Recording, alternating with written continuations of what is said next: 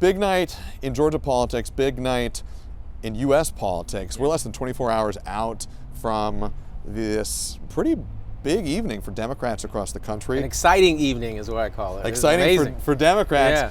Former state senator, the Democrat, Jason Esteves, you're running for governor now. You see those results coming out of nationwide contests, or at least contests around the nation. Democrats picking up the governor's mansion in New Jersey and in Virginia, the mayor's office in New York City, and winning 2 statewide races here in Georgia. How do Tuesday night's results impact the way you're thinking about your candidacy? It doesn't really impact it other than affirm the fact that what we have to do is focus in on the issues that Georgians face each and every day. And right now, they are facing challenges with the cost of living in this state. They're having challenges getting the health care that they need, ensuring that our children have more opportunities than what we've had. So with all the chaos and the destruction that's coming out of Washington, D.C., there's a desire for there to be a leader that will stand up and fight back against that chaos, but at the same time tackle the issues that people have been dealing with here for decades. And that's what my campaign has been about. It's been about making sure that we focus in on health, wealth, and opportunities for our children. Let's talk about that national picture. We are now in a record-setting government shutdown. Yeah. If you're elected governor, what do you think the role of a state governor should be in navigating a federal shutdown? Well, it certainly won't be sitting on my hands like we've seen from Governor Kemp.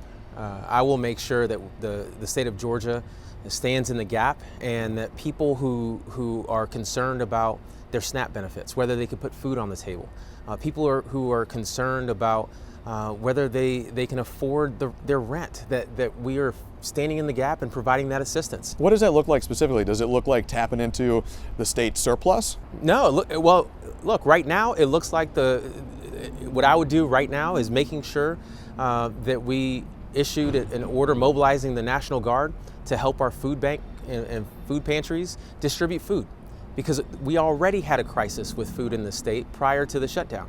Now that people are struggling even more, our food banks are being strained. I would also make sure to release funds, grant dollars, emergency grant dollars, to those organizations so that they can get the food that they need to be able to distribute. So that these are ideas that other states have already put into place. So it's shocking to me that in the state of Georgia, where we have $14.6 billion, our governor is not doing anything to mobilize resources in the way that we've seen other Republican and Democratic governors do across this country. We are sitting just outside of the AJC candidate forum. You just wrapped up on stage there. The AJC also just released a poll, I'm sure you've seen it, showing the preferences of likely Democratic primary voters. According to that AJC poll, 3% of likely Democratic primary voters said you were their top choice. Yeah. How do you change that narrative? Yeah, well, look, I'm not focused on where we are, I'm focused on where we're going. And we're building a coalition that's going to take to win. And I will tell you that it's early on. No one's paying attention. Only the political junkies are really paying attention to the governor's race. But what I'm doing is I'm crisscrossing the state and building a coalition that's going to win. And once people start to pay attention come February and March of next year, they're going to see the work that we're doing and my message on wealth and on health and on opportunity for our families, and they're going to join our team. So it's just a matter of doing the work, preparing for people to actually start paying attention, and I'm confident, given my lived experiences, given my record of delivering results at the state and local level, and given my vision for the future of this state, that we're going to build the coalition that is going to take not only to win our primary, but to win the general election next November. Let's talk about that for a moment, because it may not surprise you to hear that we've asked a lot of Democratic candidates these questions, and some of the answers are pretty similar. A lot of Democrats right now in Georgia are focused on issues of affordability. A lot of them have serious concerns about what the Trump administration is doing. You're in a crowded primary field now. How do you individually stand out amongst this crowded field? Yeah, well, look, first I have the lived experiences.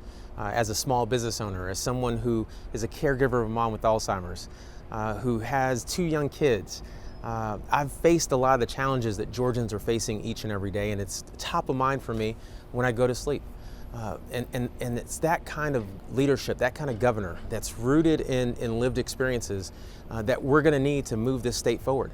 But not only that, in order to win, we're going to have to focus on the issues, which means nominating a candidate like me that does not have the baggage that my primary opponents do. What baggage are you referring to there? Well, look, when I think about a former mayor who abandoned the city at a time of crisis. You're talking about Keisha Lance Bottoms there. And decided not to run for re-election. Or a lieutenant governor who spent the last decade pushing a dangerous abortion ban that has killed multiple black women, who has prevented sensible gun ownership laws from being passed, and stopped the expansion of Medicaid, who now says that all those positions have been switched. And there's a third of Democrats who are saying that they would not vote for him. So all these folks have baggage that Republicans will be able to focus on and distract from the issues that ultimately matter. With me, you get someone that has the record, has the lived experiences, has the vision, but also doesn't have the baggage so that we can actually focus on the issues that matter, which are the people of the state of Georgia. Let's end here talking about a lot of issues, and there's a lot to talk about. We've talked in passing about the issue of affordability, but let's actually drill down on it, because we're coming out of an election where Democrats did well. Turnout was higher than expected in 2 statewide races for the Public Service Commission. A lot of strategists point to the issue of affordability, and they say there were some folks who were upset about recent rate hikes at the PSC. They wanted change. But President Donald Trump, when he was a candidate in the last cycle, he talked about affordability a lot too. This is an issue that has pointed in both directions in recent years here in Georgia.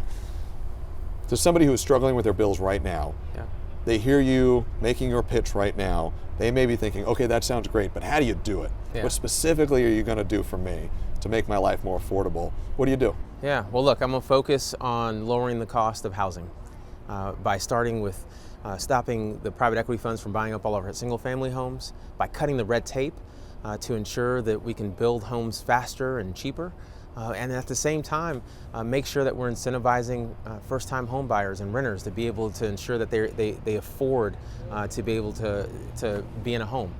I'm also going to make sure that we lower the cost of childcare by expanding access to early education.